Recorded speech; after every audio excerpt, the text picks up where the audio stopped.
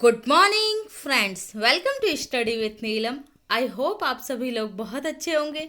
आज है 4 अगस्त और 4 अगस्त के सभी best top current affairs question आज हम कंप्लीट करेंगे। सभी क्वेश्चन मोस्ट इंपॉर्टेंट हैं, तो वीडियो में लास्ट तक बने रहिएगा। अगर आप चैनल पर पहली बार आ रहे हैं तो चैनल को सब्सक्राइब कर लीजिए फटाफट और बेल आइकन को प्रेस करना बिल्कुल ना भूलें, जिससे हमारे सभी वीडियो के लेक्चर आपको प्राप्त होते रहेंगे, उनके नोटिफिकेशन मिलेंगे। और अगर आपको इस वीडियो लेक्चर्स की और इससे पहले के वीडियो लेक्चर्स की और अपकमिंग जो भी वीडियो आने वाले हैं उसकी पीडीएफ फाइल चाहिए तो आप हमारा official Telegram channel study with Neelam join कर सकते हैं।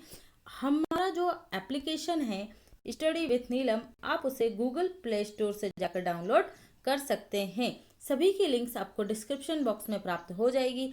ऐप पर आपको अब कुछ ही महीनों में या कुछ ही दिनों में बहुत अच्छे प्लान्स मिलने वाले हैं, तो इसे डाउनलोड करना बिल्कुल भी मिस ना करें। यहाँ पर बहुत अच्छे अच्छे फीचर्स हैं, ये सभी चीज़ें आपको ऐप डाउनलोड करने पर ही पता चलेंगी। ओके, चलिए शुरू करते हैं आज का हम लेक्चर।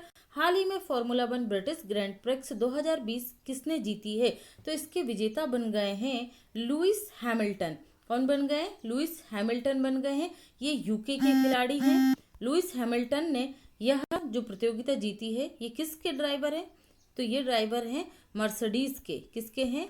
मर्सिडीज के ड्राइवर हैं और इन्होंने ये ब्रिटिश ग्रैंड प्रिक्स 2020 जीत ली है। ओके, पहले स्थान पर रहे लुइस हैमिल्टन, दूसरे स्थान पर रहे हैं मैक्स वेस्टरपन और तीसरे स्थान पर रहे हैं चार्ल्स लेक्लर। ठीक है, तो ये तीनों ही पोजीशन आप याद रखिएगा।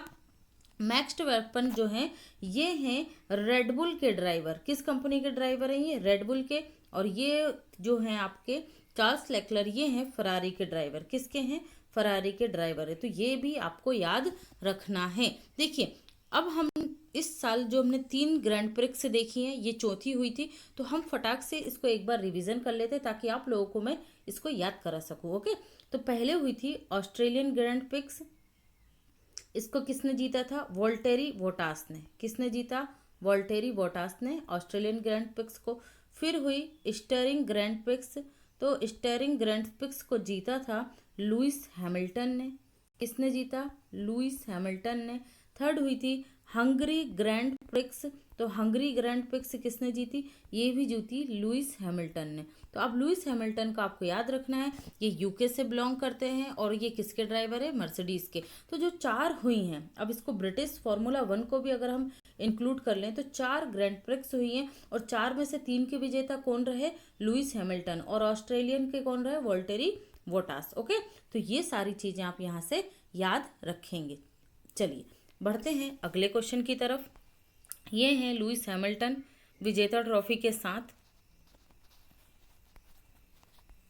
हाल ही में ट्रांस यूनियन सिविल ने किसके साथ एमएसएमई सक्षम पोर्टल लॉन्च किया है? तो ये पोर्टल लॉन्च किया है सिडबी ने।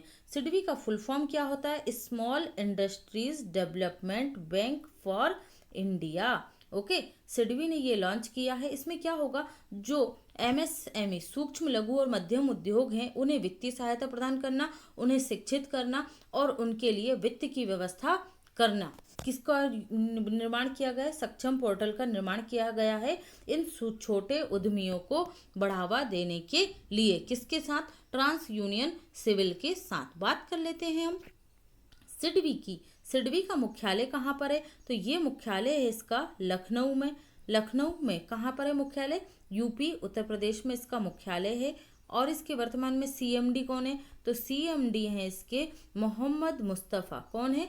मोहम्मद मुस्तफ़ा। और हमने लास्ट वीक ही पढ़ा था इसके नए निदेशक या डायरेक्टर कौन बन गए? तो देवेंद्र कुमार सिंह बन गए। कौन बन गए?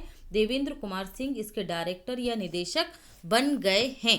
नेक्स्ट क्वेश्चन की तरफ बढ़ते हैं। ये रहा सक्षम पोर्टल का इमेज, आप लोग अच्छे से देख लीजिए। नेक्स्ट बढ़ते हैं हम। हाल ही में विश्व संस्कृत दिवस कब मनाया गया? विश्व संस्कृत दिवस प्रतिवर्ष श्रवण मास की पूर्णिमा पर मनाया जाता है, मतलब 3 अगस्त को ये सेलिब्रेट किया गया है। ओके, याद रखिएगा क्या मनाया है? विश्व संस्कृत भाषा का दिवस।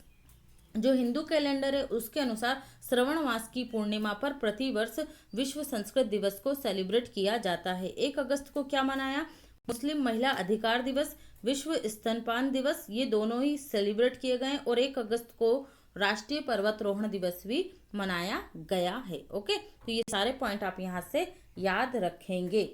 बढ़ते हैं अगले क्वेश्चन की तरफ। World Sanskrit day. दुनिया का पहला रासायनिक उत्पादन संयंत्र जो पूरी तरह अक्षय ऊर्जा से चलेगा कहाँ बनाया गया है? तो ये बनाया गया है स्पेन में। कहाँ बनाया गया है? ये स्पेन में। पूरी तरीके से अक्षय ऊर्जा मतलब रिन्यूएबल एनर्जी से ही संचालित होगा ये रासायनिक उत्पादन संयंत्र। कहाँ पर? स्पेन में। स्पेन की कैपिटल क्या है? मैड्रिड। स्पेन की कैपिटल है मैड्रिड। करेंसी है यहाँ की यूरो। और यहाँ के जो प्रधानमंत्री हैं वो हैं पेड्रो संचेज। पेड्रो संचेज यहाँ के प्रधानमंत्री हैं। तो ये आपको याद रखना है स्पेन के बारे में। स्पेन की जो कंपनी है सभी, SABI, स्पेन में ये जो कंपनी है सभी, ये बनाएगी ये अक्षय ऊर्जा वाला विश्व का पहला रासायनिक उत्पादन संयंत्र। सभी का फुल फॉर्म क्या है? तो ये है सऊदी अरब बेसिक इंफ्रास्ट्रक्चर कॉरपोरेशन। सऊदी अरब बेसिक इंडस्ट्रियल कॉरपोरेशन। ओके, तो ये आप याद रखिएगा स्पेन से। मैप में देख लेते हैं स्पेन को। ये रही वर्ल्ड मैप में। अगर आप स्पेन की लोकेशन देखना चाहते हैं तो वर्ल्ड मैप में ये स्पेन है। स्पेन की सीमा किससे लग रही है? तो ये फ्रांस से लग रही है। ठीक है, ये भूमध्य सागर वाला एरिया है। ये रही इसकी वर्ल्ड में लोकेशन स्पेन की। ओके, नेक्स्ट देख लेते हैं स्पेन का मैप। तो ये रहा मैप आपका। इससे आपको और ज़्यादा अच्छी इन्फॉर्मेशन प्राप्त होगी। देखिए ये लोकेशन किसकी है? ये फ्रांस और स्पेन की सीमा है। यहाँ पर है बे ऑफ बिस्के। ठीक है, बिस्के की खाड़ी कहाँ पर है? तो ये स्पेन और फ्रांस की बॉर्डर पर है, उत्तर में। ठीक है, स्पेन के उत्तर में। ये कैपिटल रही मैड्रिड। यहाँ पर आपको WTO वर्ल्ड टूरिज्म ऑर्गेनाइजेशन का मुख्यालय मिलेगा मैड्रिड स्पेन में। ओके, 2 WTO, ये वर्ल्ड ट्रेड ऑर्गेनाइजेशन नहीं है, वर्ल्ड ये है टूरिज्म ऑर्गेनाइजेशन। ओके, तो ये भी आप याद रखिएगा कि स्पेन घूमने गए तो टूरिज्म हो गया। ठीक है, यहाँ पर ये देख लीजिए मेडिटेरियन सी भूमध्य सागर है। और ये है आपकी स्पेन और मोरक्को के बीच में कौन सी जल संधि है? ये बहुत ज़्यादा पूछी जा चुकी है। ये है स्ट्रेट ऑफ जिब्राल्टर। ठीक है, स्ट्रेट ऑफ जिब्राल्टर स्पेन और मोरक्को के बीच में। ठीक है फ्रेंड्स, चलिए बढ़ते हैं अगले क्वेश्चन की तरफ। हाल ही में राष्ट्रीय खेल पुरस्कार 2020 के लिए युवा मामले और खेल मंत्रालय द्वारा पुरस्कार चयन समिति के अध्यक्ष के रूप में किन्हें चुना गया है? 2 दिन पहले ही हमने पढ़ा था कि इस समिति के अध्यक्ष बनाए गए हैं कौन कौन? सरदार सिंह और वीरेंद्र सिंह सहवाग। ठीक है, और अब इसके अध्यक्ष बनाए गए हैं सुप्रीम कोर्ट के पूर्व न्यायाधीश मुकुंदकम शर्मा। कौन बनाए गए इसके अध्यक्ष? मुकुंदकम शर्मा। ये समिति कौन कौन से खेल रत्न जो हैं या पुरस्कार हैं उन्हें किस खिलाड़ी को प्रदान किया जाना चाहिए, इस पर विचार करेगी और सरकार को, मंत्रालय को ये लिस्ट भेजेगी। किसको? युवा मामले और खेल मंत्रालय को। तो कौन कौन से? जैसे राजीव गांधी खेल रत्न पुरस्कार, ध्यानचंद पुरस्कार, द्रोणाचार्य पुरस्कार और अर्जुन पुरस्कार। ओके, इन पुरस्कारों के लिए इस समिति का गठन किया गया। याद रखिएगा अध्यक्ष कौन है? मुकुंदकम शर्मा। नेक्स्ट देखते हैं 50 साल से कम उम्र के राजनीतिज्ञों के साक्षात्कार पर आधारित पुस्तक India tomorrow conversation with next generation of political leader, पुस्तक के लेखक कौन है? तो ये पुस्तक लिखी गई है हर्ष शाह और प्रदीप छिब्बर के द्वारा। हर्ष शाह और प्रदीप छिब्बर ने इस पुस्तक को लिखा है। ये इंपॉर्टेंट हो जाती है। अमित त्रिपाठी की पुस्तक थी the legend of Suheldev who saved India, और उर्जित पटेल की थी overdraft saving the Indian saver. Okay, तो ये सारी पुस्तकें आप इस क्वेश्चन से याद रखेंगे। बढ़ते हैं अगले क्वेश्चन की तरफ। निम्न में से किसे इंग्लैंड के फुटबॉलर ऑफ द ईयर पुरस्कार से सम्मानित किया गया है? तो ये सम्मानित किए गए हैं आपके विजेता हैं जो जॉर्डन हेंडरसन। ठीक है, जॉर्डन हेंडरसन है। इन्हें क्यों दिया गया है ये पुरस्कार? इन्हें ये पुरस्कार लिवरपूल को 30 साल बाद, जो लिवरपूल फुटबॉल क्लब है उसे 30 साल बाद इंग्लिश प्रीमियर लीग में विजेता बनाने के लिए जॉर्डन हेंडरसन को इंग्लैंड का फुटबॉलर ऑफ द ईयर पुरस्कार दिया गया है। ये इंग्लैंड की फुटबॉल जो टीम है उसके क्या हैं? कप्तान है। किसके? लिवरपूल के। तो ये भी आप याद रखेंगे। ओके, चलिए अदर ऑप्शंस को देख लेते हैं हम फटाफट। यहाँ पर जो है स्टुअर्ट ब्रॉड, ये इन्होंने क्या करा था, हमने लास्ट वीक ही पढ़ा, टेस्ट क्रिकेट में 500 विकेट लेने वाले 7वें गेंदबाज बन गए। क्या बन गए? बॉलर बन गए हैं 7वें। कौन? Stuart Broad. और जेमी वर्डी के बारे में भी हमने पढ़ चुके हैं। तो जेमी वर्डी जो हैं ये लिचेस्टर सिटी जो क्लब है उसके स्ट्राइकर हैं। ठीक है, फुटबॉल क्लब लिचेस्टर सिटी के स्ट्राइकर हैं और उन्होंने प्रीमियर लीग में गोल्डन फुटबॉल अवार्ड से सम्मानित किया गया था। प्रीमियर लीग में गोल्डन फुटबॉल अवार्ड से सम्मानित किया गया था। तो जेमी वर्डी को भी आप याद रखेंगे। और लियोनेल मेसी ने 7वीं बार पिचिची अवार्ड जीता है। कौन सा अवार्ड? पिचिची अवार्ड जीता है 7वीं बार। तो ये सारे फैक्ट आप इनसे याद रखेंगे। ये हैं जॉर्डन हेंडरसन। ओके, नेक्स्ट देख लेते हैं, हाल ही में किस राज्य के द्वारा ई रक्षाबंधन कार्यक्रम प्रारंभ किया गया? तो ये प्रारंभ किया गया है आंध्र प्रदेश सरकार के द्वारा। किसने प्रारंभ किया है?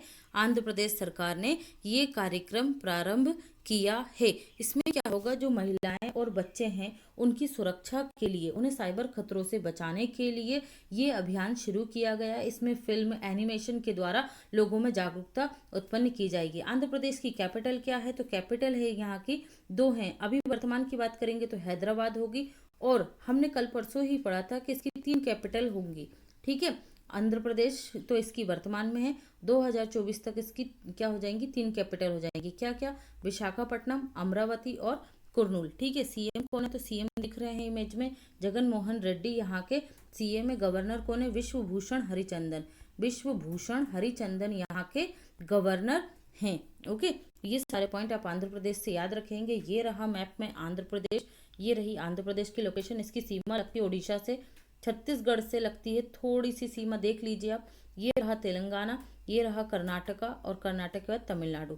ठीक है, तो ये लोकेशन भी आप याद रखिएगा किसकी? आंध्र प्रदेश की। लोकेशन से ही रिलेटेड क्वेश्चन आ जाते हैं कि किस राज्य की सीमा, ये पूछा जा सकता है कि आंध्र प्रदेश की सीमा निम्न में से किस राज्य से नहीं लगती है। ओके, तो ये आपको पता होना चाहिए। आंध्र प्रदेश 1953 में भाषा के आधार पर गठित होने वाला पहला राज्य है देश का। विजयवाड़ा कृष्णा नदी के किनारे आंध्र प्रदेश में स्थित है। इससे अलग होगा देश का 29वां, इससे अलग होकर देश का 29वां राज्य कौन सा बना है? तेलंगाना बना। कब? 2 जून 2014 को। हाल ही में विशाखापट्टनम जो राजधानी बनी, ये क्या बनेगी? एडमिनिस्ट्रेटिव राजधानी।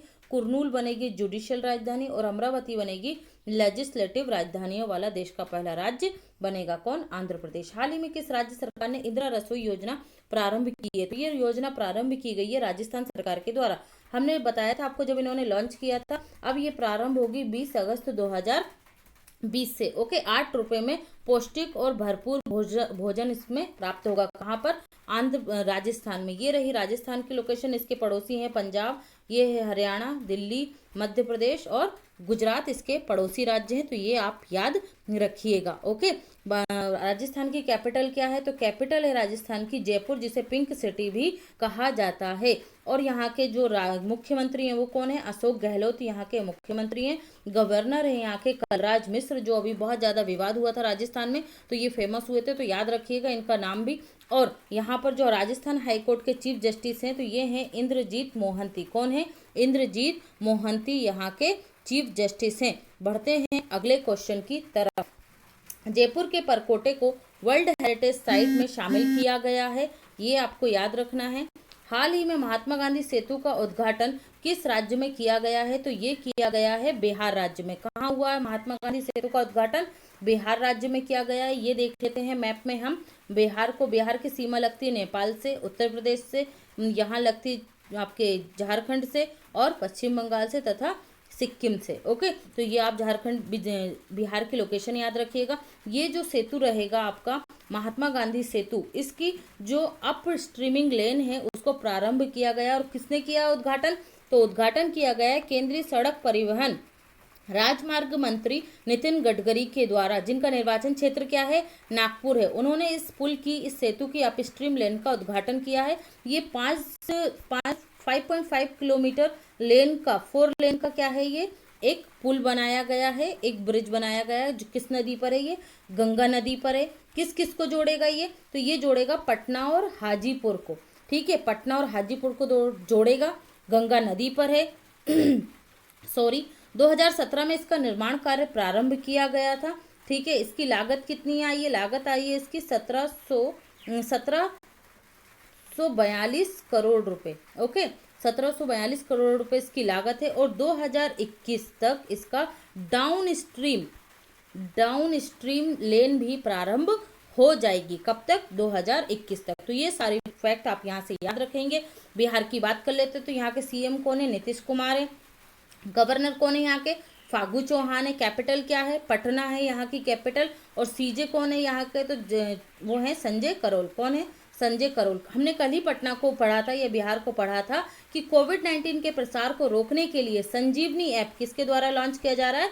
बिहार सरकार के द्वारा लॉन्च किया जा रहा है संजीवनी ऐप। मधुबनी पेंटिंग का संबंध किस राज्य से है? बिहार राज्य से है। जयप्रकाश नारायण अंतरराष्ट्रीय एयरपोर्ट कहाँ पर है? तो ये बिहार में है। देश का पहला डॉल्फिन शोध केंद्र कहाँ पर है? पटना, बिहार में है। बिहार का शोक किस नदी को कहा जाता है? तो कोसी नदी को कहा जाता है। आपका आज का क्वेश्चन है, हाल ही में किस राज्य ने एक मास्क अनेक जिंदगी नामक जागरूकता अभियान प्रारंभ किया है? कल के क्वेश्चन का राइट आंसर दिया था मुकेश गुर्जर ने। आप लोग भी आंसर कीजिए, जितने लोग देख रहे हैं कम से कम आंसर तो जरूर कीजिए। Okay friends, thanks for watching, have a great day.